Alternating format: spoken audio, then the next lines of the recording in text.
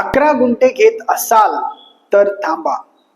हा व्हिडिओ पूर्ण बघा, अन्यथा तुमचे पैसे अडकणार.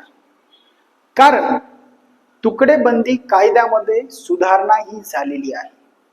आता तुकडेबंदी कायदा जो आहे त्याचा जुना नियम काय सांगत होता, तर जी शेत जमीन होती तिला तुकड्यांमध्ये विभागून तिची विक्री करण्यावर प्रतिबंध घालत होता. आता तुकडा म्हणजे काय असाही प्रश्न निर्माण व्हायचा. तर ठरलेल्या किमान क्षेत्रापेक्षा कमी जमिनीचा तुकडा. आता असा तुकडा जर खरेदी करायचा असेल तर व्यवहार हा बेकायदेशीर होऊ शकत होता आणि कायदेशीर पद्धतीने जर घ्यायचा असेल असा तुकडा तर येणे परमिशन आवश्यक होती. तसेच जिल्हाधिकारी यांची मंजुरी देखील आवश्यक होती आणि जर अशी मंजुरी न घेता जर तुकडा घेतलेला असेल तर त्या जमिनीच्या तुकड्यावर दंड आकारला जात होता किंवा नियमितीकरणचा ऑप्शन तेथे देण्यात आलेला होता. म्हणजेच सोप्या भाषेत सांगायचे झाले तर असा तुकडा घेणं म्हणजे तांत्रिक दृष्ट्या धोकादायक होतं. त्याचप्रमाणे तुकडेबंदी कायद्यामध्ये 2017 ते 2024 या दरम्यान काही सुधारणा झाल्या होत्या. आता या सुधारणा काय होतात की जे बेकायदेशीर व्यवहार झालेले होते तुकड्या संदर्भात ते नियमित करण्याची सुविधा येथे देण्यात आली होती. म्हणजेच एखाद्याने जर जमिनीचा लहान तुकडा म्हणजेच प्लॉट खरेदी केलेला असेल तर असा प्लॉट हा अधिमूल्य भरून कायदेशीर करता येत होता. परंतु ही जी प्रोसेस होती ती अधिक गुंतागुंतीची होती. त्यामुळे अनेक अडचणी इथे येत होत्या. यात पेपरवर्क हे जास्त होते.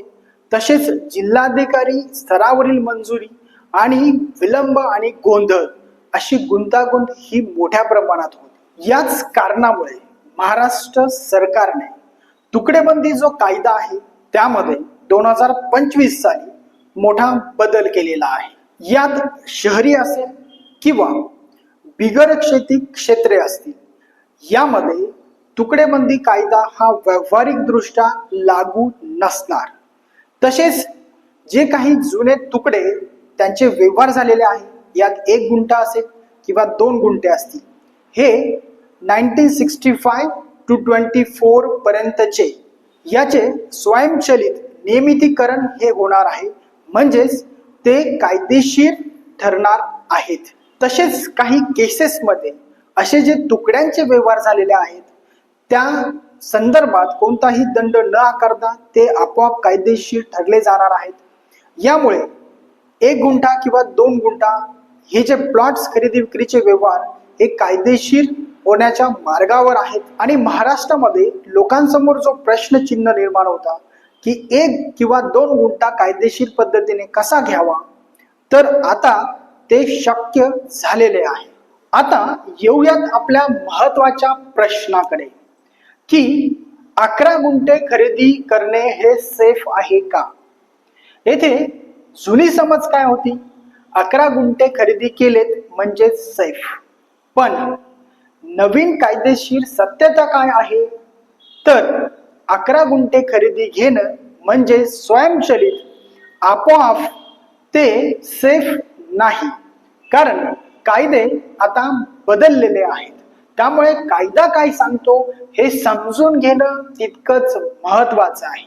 जमीन ही येणे आहे का, तसेच एरिया हा अर्बन प्लॅनिंग झोन मध्ये आहे का, त्याचप्रमाणे प्लॅन हा अप्रुव्हल आहे का, आणि महत्वाचं म्हणजे रेकॉर्ड हे नियमित झालेले आहे का, या सर्वांवर ते 11 गुंठे सेफ आहेत की नाही हे ठरणार आहे. त्यामुळेच आता आजच्या परिस्थितीनुसार सुधारित कायद्याचा आधार घेऊन खरी परिस्थिती काय आहे तर याच्या 3 केसेस तुम्हाला सांगतो.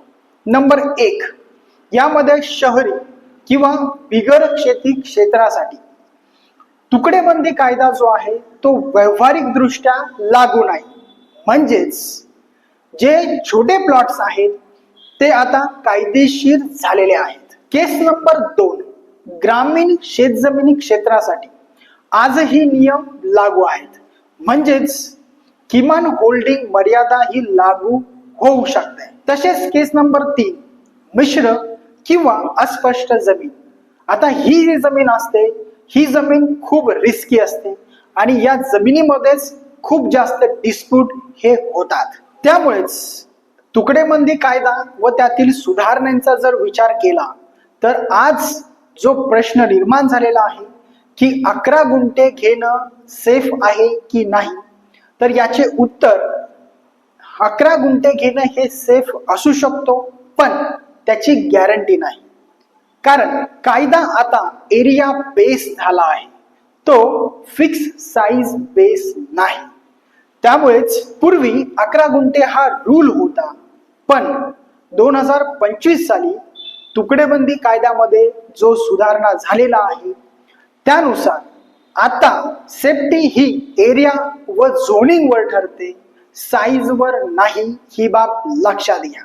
म्हणूनच जर 11 गुंठे घेत असाल तर कागदपत्रे तपासून घ्या, वकील साहेबांचा कायदेशीर सल्ला घ्या, त्यानंतर निर्णय हा घ्या.